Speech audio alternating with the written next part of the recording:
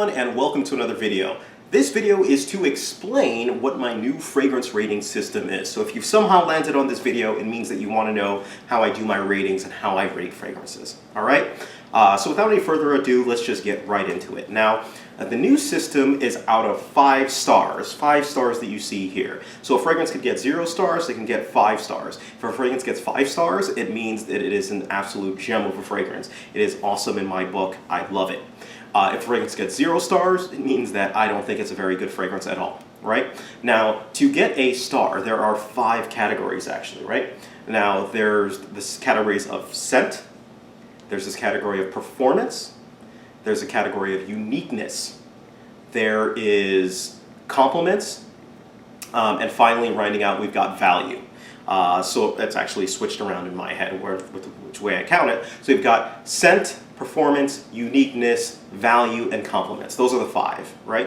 Now, in order to basically get a star, right? Let's take the scent category, for example. To get a full star, it means that I really like the fragrance. It's a fragrance that I like the scent itself, right? If it gets half a star for scent, then that basically means, you know, I'm in the middle about the scent. I don't think it's an outstanding scent as far as actual smell goes to me, but you know, it's there. And if it gets 0 stars, it means that I don't like the scent. I don't think it smells good at all. All right? Uniqueness, or sorry, performance. For performance, this encompasses how a fragrance actually performs, right? That means, can people smell you? How long does it last on your skin? It's basically those categories. So if a fragrance is performing, is performing at least, roughly like 6 to 8 hours, it's going to get a good nod, basically. So it's probably going to get a star. And I take into account as well if people can actually smell you. So for example, if a fragrance maybe is performing 5 hours and people can't smell you, then I'm probably going to give it maybe half of a star, maybe not even a star. If a fragrance has crap performance, for example, then obviously I'm not going to give it a star. All right? So it'll lose a star on that. Next is uniqueness, and this is relative to all the fragrances that are kind of out there that I've smelled, that I've come across. This category is basically, is this going to be something that people like? First, is it unique in its own right? Does it smell like other fragrances? Are there a lot of other substitutes that you can pick out for it? Is it the same genre? Is it doing the same thing as a lot of other fragrances?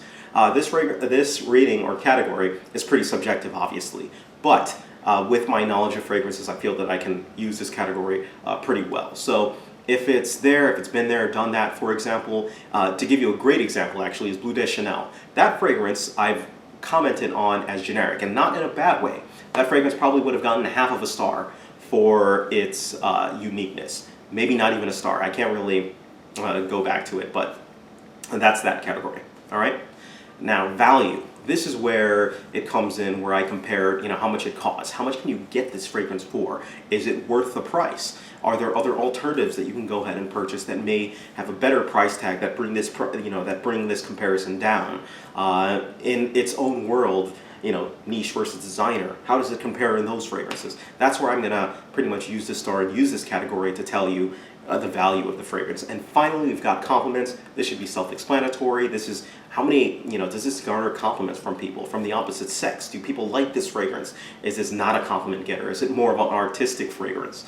Or do people just not like the scent? All of those things are valuable in the compliment factor. So all of those are 5 stars and determine what. And I simply do an addition based off of how many stars a category gets, right? So anywhere between 0 and 5 stars is pretty much the rating system. So that pretty much is my new rating system. Let me know what your thoughts are on it. If you have any questions whatsoever, please feel free, leave me a message down below, and I'll do my best to answer them. All right? Thank you guys, take care of yourselves, and you guys have a great day.